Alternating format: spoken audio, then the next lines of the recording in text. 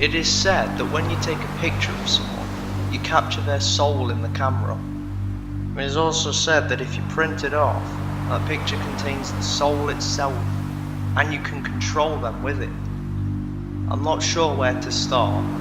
Do you know what primordial soup is? A veritable ocean of elements, all floating around randomly, and through millions of years of time, eventually, the right set of random circumstances came to pass, and the elements were able to connect together and form the world's first single-cell organism.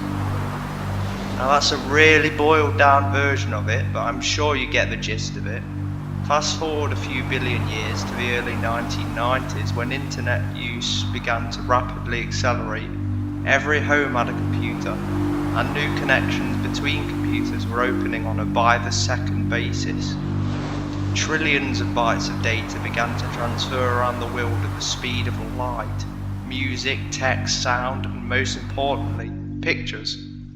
Now when you take a picture of someone and capture their soul, what happens when that picture is converted to data and placed on a hard drive? Does the soul follow?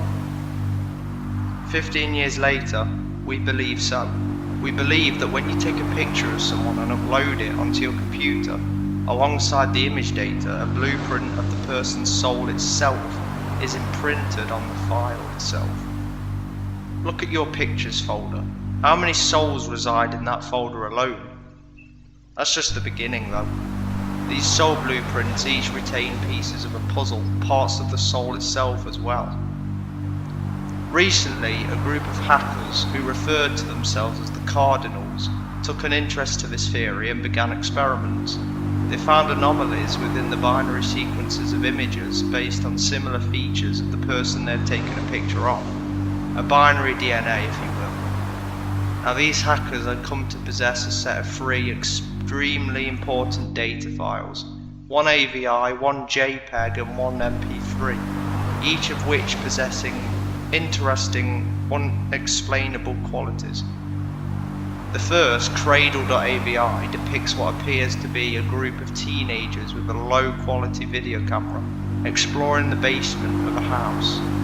The quality of the video is distorted completely beyond any comprehensibility, and the video is very low quality. For most of the video, the camera is passed around the group, handed back and forth and jerked around too much to make anything noticeable out. But near the end, the camera turns at an odd angle, and you can semi-clearly make out a young girl standing in the corner, facing the wall. Her hair is long and black, and she is wearing some form of white dress. You only see her for a split second. Many people who have seen the video claim that there just seems something wrong with her. A bit deformed, but not in a way anyone can explain. But the truly peculiar property of this video is what happens to the user's computer at the end of it. On the last second of the video, if not already so, the video will force full screen itself. Along with this, you are left with a 1 second looping clip of a window in a wall. It loops 15 times, and then the girl is seen again, standing on the other side of the window with her back to the viewer, slowly wavering back and forth. After a few moments, the video ends and the user's computer permanently shuts down. Inspection has shown that the entire registry becomes completely corrupt, requiring the user to do a total wipe and reinstall. The second file is known as needles.mp3. This sound file, when played, plays for about 3 minutes. It is extremely distorted. One can occasionally make out some sort of voice talking, but most of the sound is some form of growling, rolling, crackled roar. Users who listen to this file often experience extreme nausea and loss of balance for a brief period of time. The final file is known as Burningman.jpeg. The file name has nothing to do with what the actual picture depicts. Instead, it just displays a haphazard mess of overlaid and meshed images of dolls and a hallway. There also seems to be an image of a man standing with his head cast down in the background, but the image is too distorted to make anything out, much like the other files. The image, when downloaded and opened on a user's desktop, will proceed to stay permanently open on whatever program it is open through. Not only that, the program becomes disabled. Nothing else happens. The image just permanently sits there on your desktop, unclickable, unminimizable, and you're just there, left there, with the man's invisible gaze staring at you. From what the group of hackers were able to discern, this file seems to have pre-compiled into the data something along the lines of CMDAO, yet as complex as intricate as the program is, it works across all OS platforms. No one knows who the original creator is. In fact, few people have heard of it, as the file is uncopyable nor sendable. This in fact further adds to the mystery, as often receivers of this file will obtain it from random anonymous emails posted on forums on a download link, posing the question, how was that poster able to upload it? If you ever see any of these files, refrain from downloading any of them. They all have varying detrimental effects on your computers, from practically taking out your whole registry, corrupting System 32, freezing your mouse or crashing your computer. Now onwards. This group of hackers, the Cardinals, took to analysing these 3 files and comparing their odd behaviours. They had heard of other such files, images, data, etc., but were never able to get their hands on them. At least as far as we know. Though rumour states they in fact were able to locate and collect all of the known files, like the original Smile.jpeg, Barbie.jpeg, even SuicideMouse.avi. Not even the grifter was able to escape their grasp, rumour states. But rumour also states the grifter video even exists, but that's another story. Nonetheless, all these files in hand, the group lined the files up and began to meticulously work through the binary, 101 at a time, checking for similar strains and series of binary that matched.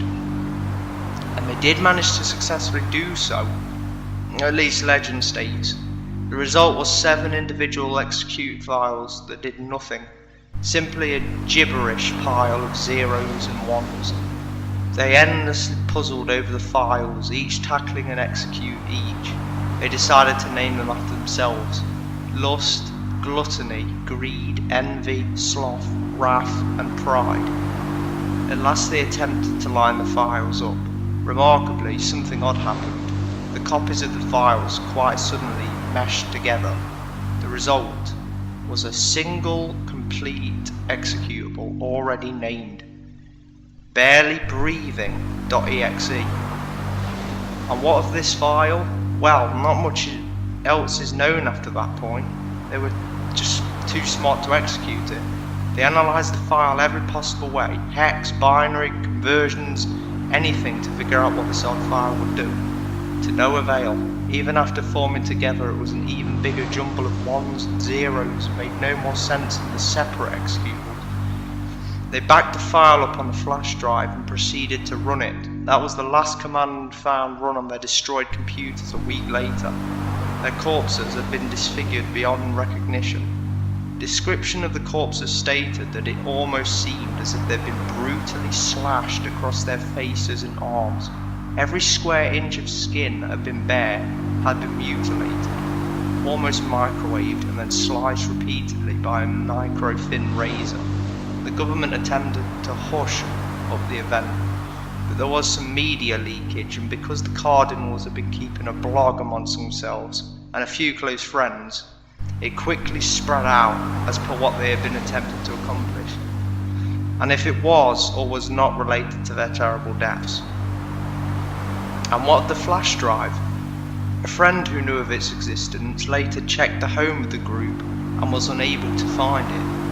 According to reports, the drive was found in the pocket of one of the group and had been taken into custody by the police and had simply vanished. The trail continues on, far more though. The file resurfaces every few weeks around the globe.